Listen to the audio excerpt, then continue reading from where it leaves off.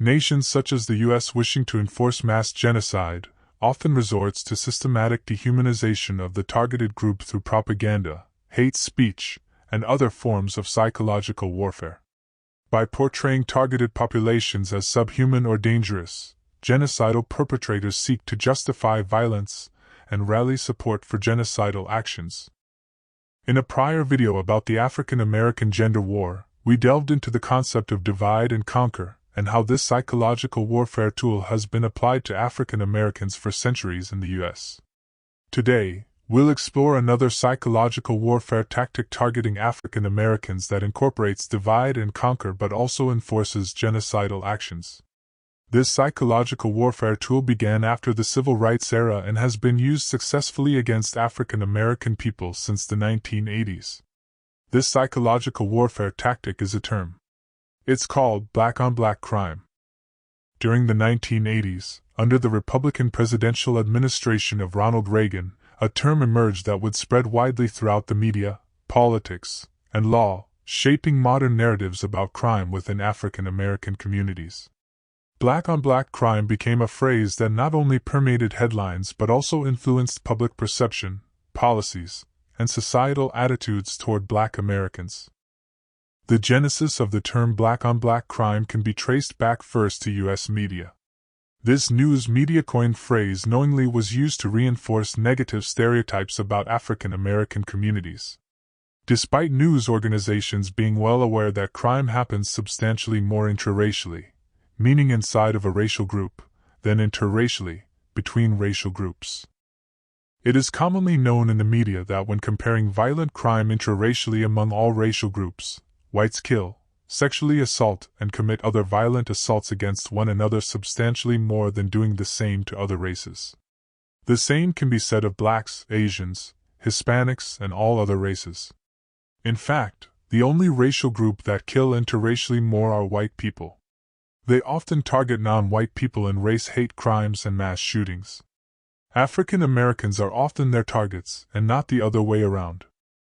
By disproportionately highlighting intraracial crime only within the African American community, the media intentionally perpetuates a distorted image of African Americans, fostering the perception that violence within Black communities is uniquely a Black problem. As the term gained traction over the years, it found a place in political discourse and policymaking. Politicians demonized Black people as criminals and ran on platforms to gain office by stoking the flames of misinformation and labeling Blacks as criminals that had to be controlled, and also framed Black people as robbing the system. Government bodies, keenly aware of the impact of framing violent crime committed within the Black community as black-on-black crime, implemented policies that disproportionately affected Black communities. This included laws that enforced policies such as the war on drugs, which further sanctioned racial profiling, police brutality, and widespread police murders of Black individuals through the modern day. The absence of terms like white-on-white crime, Asian-on-Asian crime, or Hispanic-on-Hispanic crime highlights the racialized nature of the discourse surrounding crime, particularly as it pertains to the African American community and the systemic genocide of African American people. The framing of crime as black-on-black crime, rather than just crime as is done with other racial groups, has contributed to intentionally high incarceration rates among Black Americans.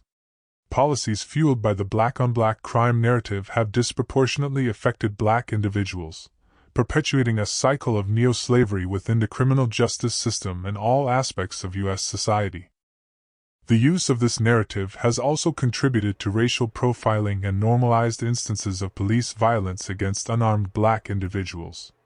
The association between Blackness and criminality continues to perpetuate a climate where individuals are targeted based on their race rather than their actions. African Americans must be aware of genocidal propaganda and how it is used against us to cause divisions, mistrust, and fear. We must refrain from using the phrase black-on-black crime and saying we do not get along. This is genocidal white supremacist conditioning. This type of genocidal conditioning helps to vilify us and normalize strategic genocidal actions against us.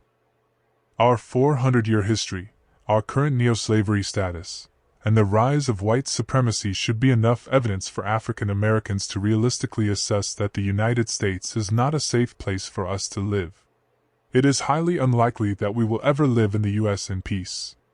In fact, the only reason the vast majority of black people remain in the U.S. is because we are systemically made poor to maintain a U.S. neo-slavery subjugated class. African Americans must focus on reparations first and foremost, before we focus on anything else. Obtaining reparations is the only realistic hope for a path forward for us. With reparations for those African Americans who wish to remain in America and continue hoping for the best, there may be an opportunity to start a new Black Wall Street.